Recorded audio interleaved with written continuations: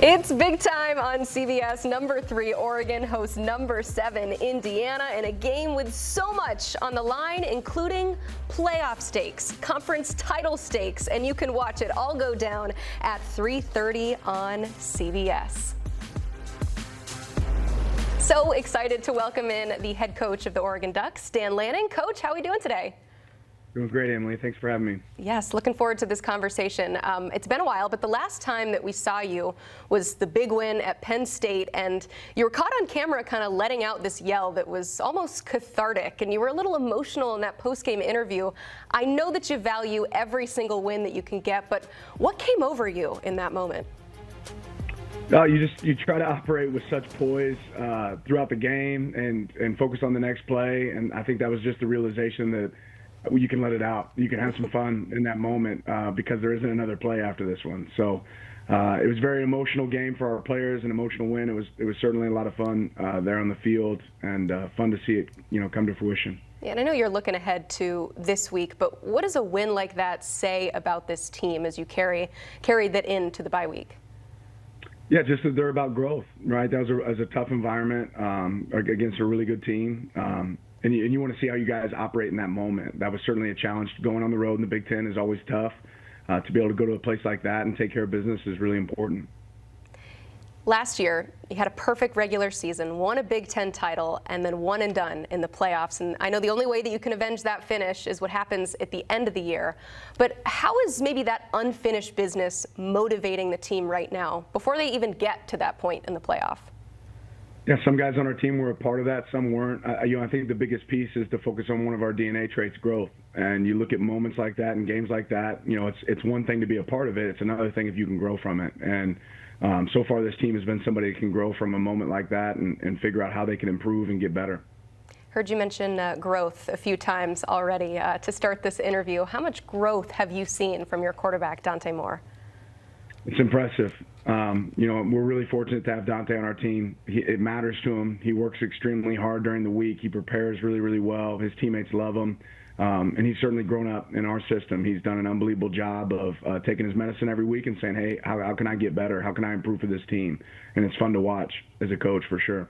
Yeah, and your quarterback was once committed to Oregon. I'm assuming that you've forgiven him for the flip back in high school because he's back playing for Oregon. But what did you see from him as an early age in Detroit in high school? Well, you always saw a guy that operated with a lot of confidence, and I think, in evaluation, you recognize this is a guy that can make all the throws. And he's come here and he's just grown. He's grown from that moment. He's continued to be a guy that can make all the throws, but you don't know what the decision making will look like, the ability to dissect what the defense is doing, how much they can really handle from a play calling standpoint. And he's been a guy that can handle everything that we put in front of him, and that's made our team a much better team. Yeah, while we're on the subject of offense, you don't typically let true freshmen speak to the media, but DeCorian Moore was on the podium for you this week. Why did you want him to speak leading up to this big game? Well, I think he's going to have a lot of big moments in his career. There's going to be a lot of times that he's, going to have the opportunity to speak to the media, and he has a big role for us now, and I think that was a fair opportunity for him to have that chance. And it sounds like a lot of the feedback coming from that time at the podium was just his maturity and how ready he already is as a freshman. Where do you see that maturity in the way that he plays? Yeah, I think I go back to game one. He made a huge block in the Montana State game, and he didn't have the ball. But I think he recognized in that moment how much of an impact he can make even when he's not touching the football. It's a great example of maturity in a young player. For him to recognize, like, regardless of what I do when I have the ball, when I don't have the ball, I can make just as much of an impact on the game. What does that mean to you as a head coach? I love that the first thing that you mentioned was something that he did off the ball. When you see plays like that, what does that mean?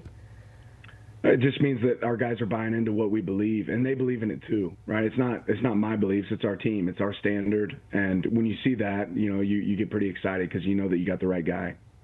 So we're treated to two great quarterbacks in this game, two projected first rounders. We got a former 5-star, Heisman caliber, all of that. But overall, what do you think about the pressure that quarterbacks face nowadays with all these rankings, projections, social media, everything that we put on them? Well, it's part of the territory. Fair or unfair, it's part of the territory. And you play at a program like Oregon, there's going to be pressure. And you play at a top 10 team, there's going to be pressure. So, it's more about how do you deal with that pressure. And we're lucky to have a guy here that deals with it extremely well, and we give him resources to help deal with that. And because of that, he's handled it really well and done an unbelievable job. What are some of those resources that you give him? You said a lot of it's intrinsic and he brings it to the table, but how do people around him help that? Yeah, whether it's, weekly meetings with myself, with Coach Stein, whether it's a meeting with sports therapists, we're going to take the time and go above and beyond to give, resources to our guys to be able to, take advantage of living off the land and what's in front of them. Yeah, so we got 2 great quarterbacks, also 2 great coaches. I mean, Coach Sig is another winner, just like you. You both have some of the highest career win percentages, but you're doing it in different ways. So what do you think of the way that Coach Cignetti has put together his program and just his overall coaching style? Yeah, I think what really makes him unique is he's been himself. And I think that's what's important when you're a coach is you got to be genuinely who you are. His record speaks for itself, what he's been able to do. The continuity he's had with his staff is really impressive. Those guys are all on the same page. And then the way they've made it to where players can play the best in their system is, he deserves a ton of credit for that. He's got a tough task ahead on Saturday, though. I feel like being a new addition to the Big Ten, people still kind of getting to know Autzen Stadium, so sell it to us. What makes it such a tough environment and great home field advantage for you? We'll get ready to see our fans. They're going to be, from beginning to end, they give it their all, and that's part of what makes it so impressive. It's hard to hear on the field. There's some great traditions there with shout after the third quarter, but it'll be a special moment. It'll be a special game against a great team, so we're excited to see it. We are excited to see it as well. Coach Lanning, thank you so much for joining us. You bet. Thank you, Emily.